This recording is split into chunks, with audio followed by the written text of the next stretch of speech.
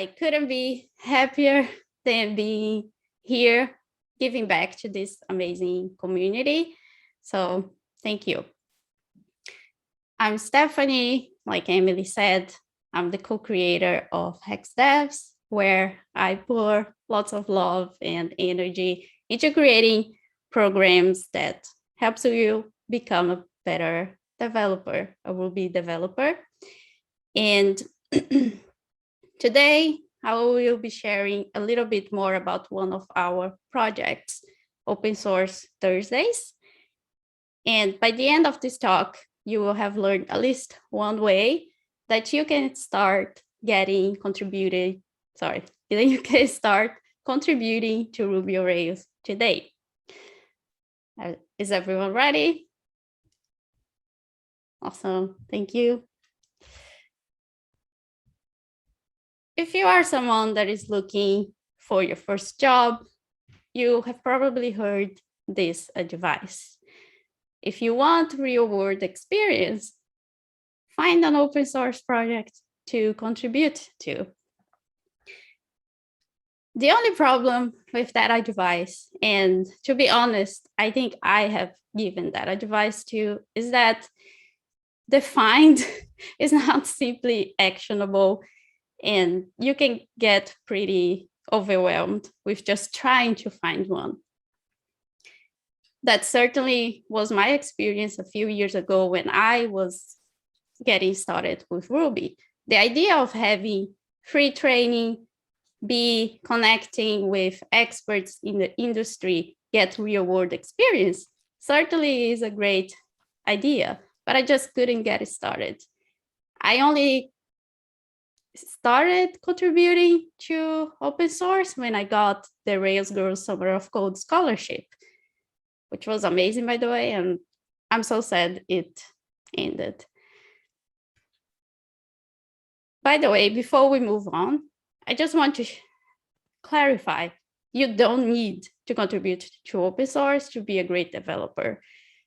But if that's something that you want to do and you never got it started because you got overwhelmed or you didn't know how, then this talk will be for you. If you have ever been to GitHub to see Rails projects there, you see lots of open issues, lots of open pull requests, commits being added all the time.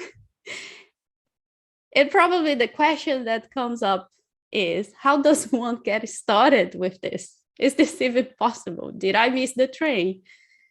Well, unfortunately, the feeling that you might get, and it was what I got, is that it's just not for me. I will keep looking for another one that is more targeted to open source beginners like me. And then you will get motivated again after the next RailsConf, where everyone is saying how amazing it is to contribute to Ruby on Rails. I don't think it needs to be this way. At last RailsConf, in Eileen's keynote, she said something that sparkled an idea in my head. She said that she got started contributing to Rails because someone was doing pair programming with her. And then all that I could think was, wouldn't it be great if we could have a way to make that an opportunity to everyone else? Because there are so many people wanting to do that. There are so many other projects needing people. What is happening in the middle? And I lost my train of track. It's super early in the morning. Sorry. It's just because I'm super excited to be here. And then if you don't work at those companies that are heavily contributing to an open source project, and even if you are not in those teams, you don't have this open source onboarding experience. And so we started this project. So now I will just give you some highlights from the expert session that we had with Rafael França, and then I will share my favorite with you. So it turns out that there are lots of ways that you can contribute to Rails. As any other project, Rails also has the label good first issues. The only problem with that is they are not that common and they get solved pretty quickly. It's worth trying though. This one is my favorite, which is picking up an issue that has the label with reproduction steps. That's my favorite because you have the current behavior there and you know what the expected behavior is. So you don't feel that much lost when you're trying to replicate the issue, replicate the steps. The third one is add reproduction steps to new issues. There are lots of new issues there that don't have the reproduction steps. That's probably because the person doesn't know how, didn't have the time. So that's another way that you can contribute. That's a really valid way. The other one is if you work with Rails on your day-to-day, if you are in a new version or in an old version, you can find a bug.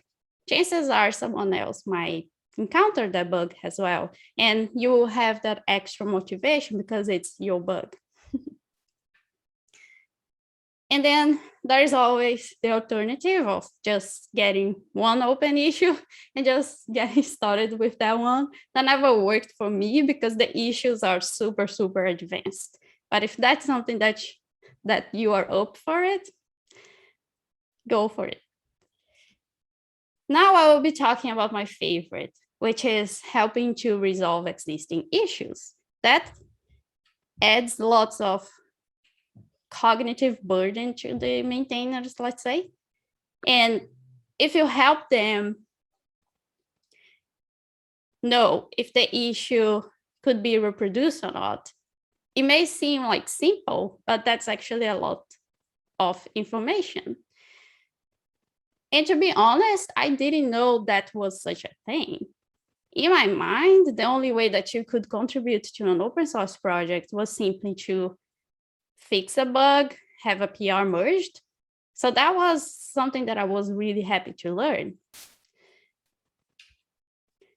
Ash, for example, she replicated the steps of an issue, and that will increase the chances of that issue to be at least commented in, or perhaps closed.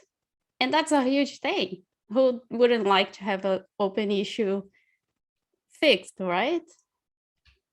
So, like I said, my favorite is to go in there and add the reproduction steps or replicate the steps of an issue. And here's how you can get started as well. So if you go in the GitHub project, you go in the issues and you start by removing the label stale. Then you choose the ones that don't have any pull requests, or if you don't see any comments, that probably means that no one else is working. You can always drop a comment there and say, hey, I would like to work on this one. And then choose the ones that have the label with reproduction steps. And then just set a timer. It can be arbitrary, like the time doesn't matter that much, but I like to put a timer because it helps you with seeing if your approach is going out well or if you need to change something. Sometimes when when you are getting too stuck, you just need to rethink your strategy. And so when you reproduce the steps, and if you either were able to do it, if not, that's really good information. You can share that in the comments, and that will be a really huge help to the project. And that's exactly how we got our first PR created. We shared the comments. We said, hey, we were able to replicate this issue. We would really like to work on this. We want to help. What should we do next? And we got some really good guidance. And we were pretty much asking back and forth all the time.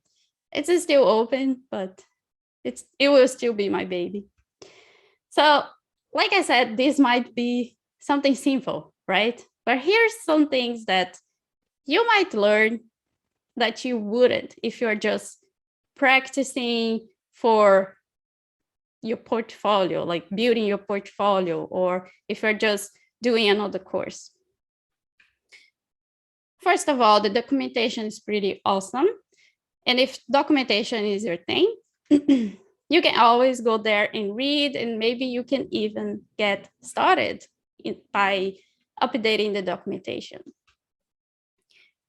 I love that this experience showed me a real world experience of a large and complex code base.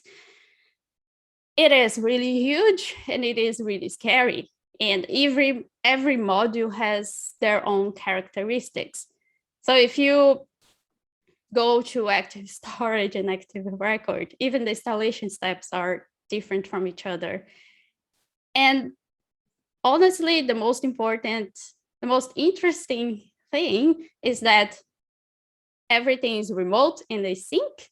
And now that almost every companies are struggling with adapting to the remote world, I think that's a fantastic example of how it can work. The contributors are really helpful and they do the best. Most of them are volunteers and they really like to see when people are trying to contribute for the first time. You also learn some cool tricks. First of all, I really would like to say thanks to the person on GitHub that added that tiny button, fetch and merge, because it was always a pain in the arm to do it manually. So I don't have to do that manually anymore. Something really cool that I loved seeing an example was Ruby's bundler inline feature. If you want to add the reproduction steps to an issue, you can use one of these templates. You basically create a mini Rails app in a single Ruby file. How amazing is that? And you can use that on your work internally. And if you're looking for a job, that would be a really good skill to put on your test, right? That would be really cool. The other thing is, like I said, it's a really huge code base. You will get stuck a lot, most of the time. And if you don't learn a little bit, at least the basics of any debugging tool, it's going to be extra hard. So put yourself to win and take some time to just learn the basics. In this case, I always wanted to learn a little bit more of Pry because I just knew how to get in, but then I didn't know what the commands were or where to look at. So just the basics are enough. TDD, this is my favorite because I always wanted to practice TDD, but no one in my team did that. Well, not even the tasks were that much. So in this case on Rails, you will have to rely on TDD. And especially if you already know what the bug is and where you want to go, starting with TDD will be the best thing you will do, and you will do it naturally. So I think that TDD is one of these concepts that either your team adopts it, or you are really going to struggle trying to implement it by yourself. And it's always good to check if the tests are running, because we ran into that, and TDD will got your back. The other thing is, I don't know about you, but I always knew about monkey patch. Like I found that interesting, but I could never understand where and when I use it.